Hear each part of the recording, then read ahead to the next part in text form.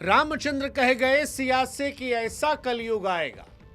एक रोज एथिक्स पर किताब लिखने वाला 10 करोड़ की रिश्वत में सवालों के घेरे में आ जाएगा। देखो, राजा राम ने भले ना कहा हो, लेकिन ये पंक्तियां हमने उनसे उधार लेकर आज के दौर की कड़वी सच्चाई को चिन्हित करने के लिए इस्तेमाल की है। कलयुग में जहां धर्म और नैतिकता के उपदेश देने वाले अक्सर लालच के शिकार होते हैं और यह लगता है कि जो जितना जिस बात को प्रमोट करता है वो उतना बड़ा पाखंडी होता है। और यह सवाल इस बार खड़ा हुआ है मध्य प्रदेश के युवा आईएएस अधिकारी डॉक्टर नागार्जुन को लेकर।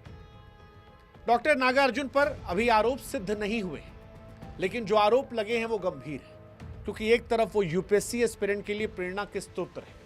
डॉक्टरी की नौकरी के साथ सेल्फ स्टडी से उन्होंने सिविल सेवा क्रैक करने के मिसाल कायम किया। अपनी बैचमेट सृष्टि जैन देशमुख से रोमांटिक शादी की, सोशल मीडिया पर चारों तरफ वो छाए रहे। लाखों बच्चों की वो इंस्पिरेशन है कि सर जैसा बनना है, पावर कपल है।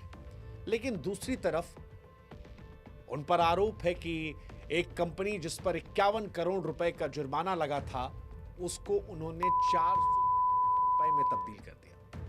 51 करोड़,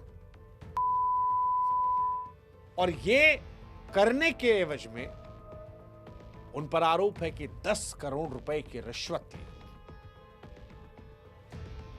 अब 51 करोड़ का 432 रुपए पेनाल्टी होना यह सच है, रिश्वत उन पर आरोप लगी है। और अगर यह रिश्वत सच होती है फिर वही रामचंद्र वाली बात कि ये तो हिपोक्रेसी की पराकाष्ठा हो जाएगी। कहानी मध्य प्रदेश की है।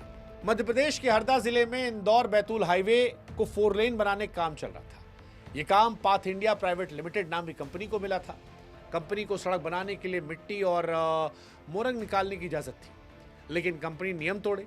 उसने 19 अलग अलग जगहों पर मिट्टी खोद डाली। लगभग 34,459 घन मीटर मिट्टी खोदी, वो भी बिना परमिशन के। ये खुदाई इतनी ज्यादा थी, 50 से 60 फीट, कि पूरा इलाका जो है वो खाई में तब्दील हो गया। ग्रामीणों की जमीनें बर्बाद हो गई, सरकारी जमीनें खराब हो गई, आदिवासी इलाकों में पानी भर गया, सड़कें टूटने समस्याएं आई, जंगल कट गए, मिट्टी का कटाव हुआ, पर्यावरण को नुकसान पहुंचा।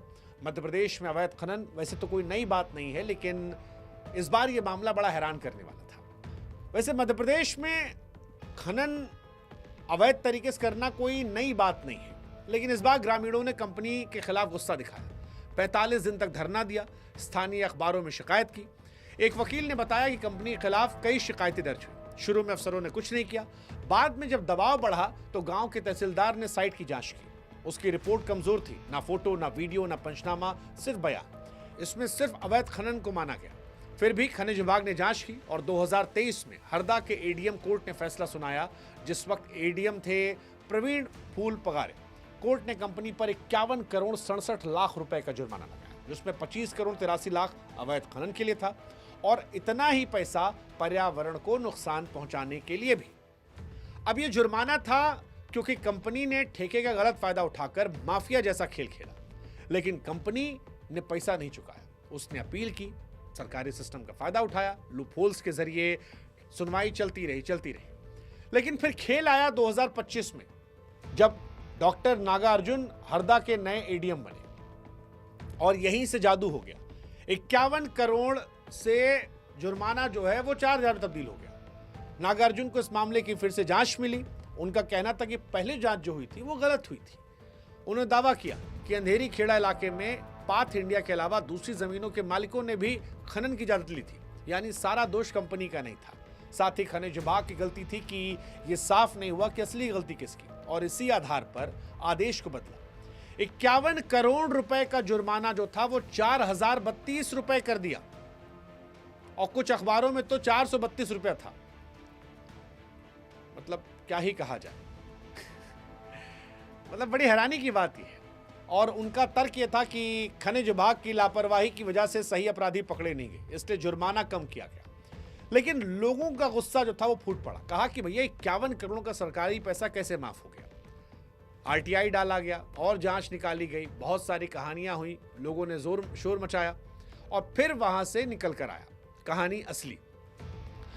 अब हरदा के ही कई लोग हैं जो शिकायत कर रहे हैं। एक सामाजिक कार्यकर्ता हैं जो आरटीआई के जरिए भ्रष्टाचार, अवैध खनन के मामले उजागर करते हैं। वो कहते हैं कि नागार्जुन साहब ने अपने एक साथी के साथ मिलकर 10 करोड़ रुपए की रिश्वत ली है।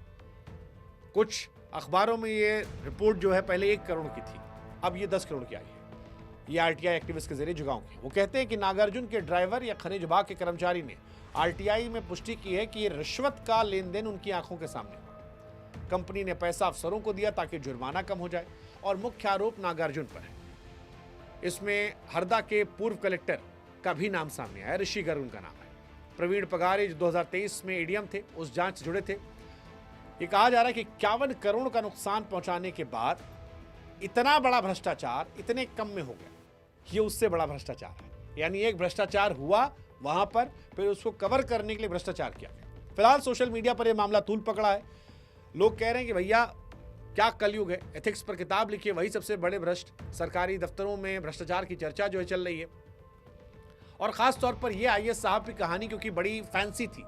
डॉक्टर नागार्जुन जो है वो कोई साधारण अफसर नहीं थे, बड़ी इंस्पायर करती थी यूपीएससी छात्रों को। कर्नाटक के रहने वाले, Rajiv Gandhi university of health science से एमबीबीएस किया, उसके बाद यूपीएससी की तैयारी शुरू की। दिन में 9:30 से 4:30 काम करते थे, 6 घंटा पढ़ते थे, कोचिंग ली नहीं, सेल्फ स्टडी से यूपीएससी पास किया। 418 रैंक आई थी। मणिपुर गए, वहाँ से शादी के बाद मध्य प्रदेश आ गए। फैन फॉलोइंग ज़बरदस्त है, खूब वीडियोस इनके वायरल होते हैं कि भैया कैसे बिना यूपीएससी के इन्होंने क्रैक किया। यूपीएससी छात्र अपना आइडल मानते थे। डॉक्टर से आईएएस तक का सफ़र, सेल्फ स्टडी से, कितनी बड़ी बात है। भाभी जी के बारे में खूब बात चलती है, लव स्टोरी की, दोनों पावर कपल है, वो भी पोस्टेड है। अब ये कपल किताब लिखा एथिक्स पर यूपीएससी के लिए, काफ़ी मशहूर हुई किताब भी। अब लोग कह रहे हैं भैया सवालों घेरे में, क्योंकि जो नैतिकता सिखा रहा था उस पर रिश्वत का इल्ज़ाम है और ये कहानी बड़ी हैरान करने वाली है।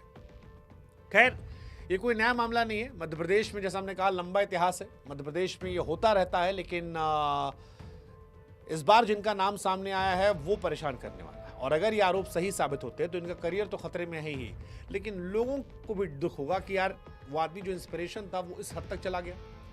इनको सस्पेंशन या जेल हो सकती है। हालांकि अभी मामला जांच पड़ताल में है, सरकारी दफ्तरों में इस पर मंथन चल रहा है। पक्का अभी इसको लेकर कुछ आया नहीं, लेकिन इस कहानी से ये सीख मिलती है कि नैतिकता की किताब लिखना आसान है, जिंदगी में उतारना मुश्किल।